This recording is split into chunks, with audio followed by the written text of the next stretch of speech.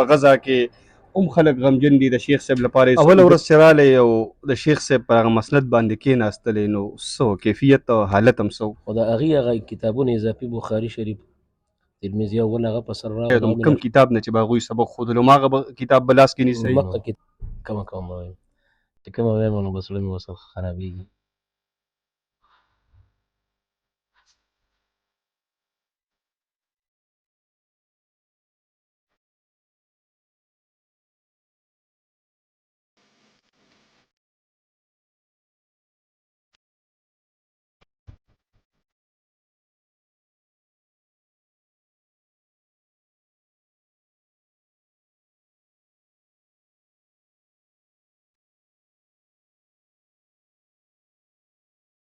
بسم الله الرحمن الرحیم.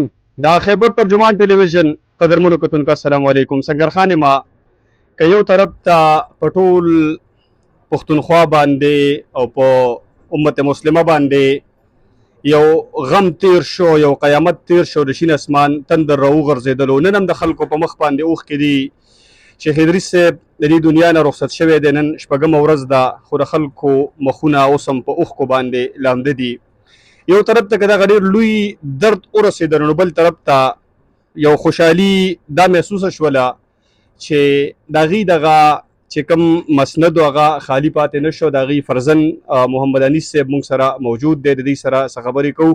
محمد انیس صاحب اول خو ډېر لوی غم، ډېر لوی درد ته ورسېدلو. یوازې تاسو ته نو پرون مې څه تصویران کتل په غزا کې هم خلک غمجن دي، د شیخ صاحب لپاره یې څه اوبه تقسیمولې او الله دې له صبر درکړي، نور دې ته الله خیر کړي. تاسو د هغې هغه مسند سنبال کو څنګه محسوسوئ؟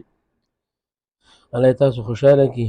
نو بس صدمه هم ډېره لویه ده او مسند هم ډېر لوی دی او الله یې توفیق راکړي، الله دې راکړي صلاحیت پیدا کړي چې عمق رنګې دا مسند آباد وساتو څنګه چې شیخ صاحب کړو. موږ یې خو نه شو کولی، د الله په فضل به کېږي او د الله د فضل نه امیدوار یو. دوستانو نه، شیخ صاحب شاګردانو نه، متعلقینو هم درخواست کوو چې موږ په خپلو دعاګانو کې یاد ساتي. اوله ورځ چې رالی او د شیخ صاحب پر هغه مسند باندې کېناستلی نو څه کیفیت او حالت هم څه یاره ګران کار دی، خو بس شیخ صاحب په خپل جون زه کېنولی وم پروس کال ترمذي جلد ثاني او طحاوي شریف ما ته هغه حواله کړو وي، دا ما سره وایه پروس کال مې هغوی سره ویلي.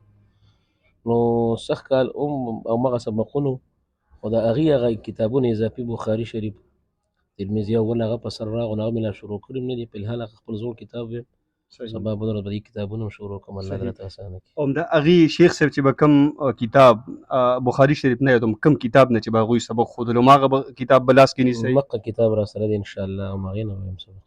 صحیح.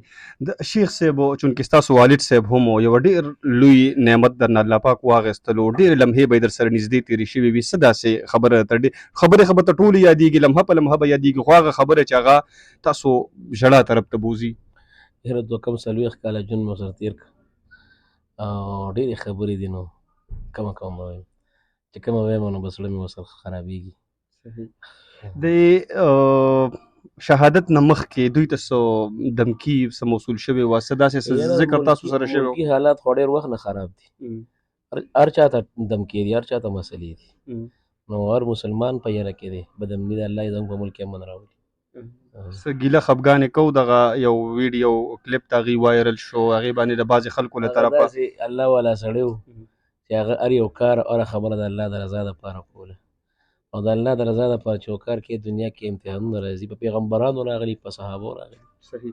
په دې لار چې راتېرېږئ نو د شیخ صاحب قبر مبارک بالکل ښکاري، ګڼ هم پرې ولاړئ، څه کیفیت هم سي. نو بس پلار دی خامخا خفه کېږي، خو مو خلک ورسره مینه محبت کوي او په دغه باندې کې خوشحالېږي. ډېره مننه جي، الله هم خوشحاله لره. قدرمنو کتونکو دا یو څو مختصر خبرې مونږ ستاسو مخې ته راوړو، چونکې دوی مصروفه دي. تفصیلي خبرې به ورسره بیا چېرته کې کوو. ژوند که وفا وکړه، الله هم خوشحاله لره جي.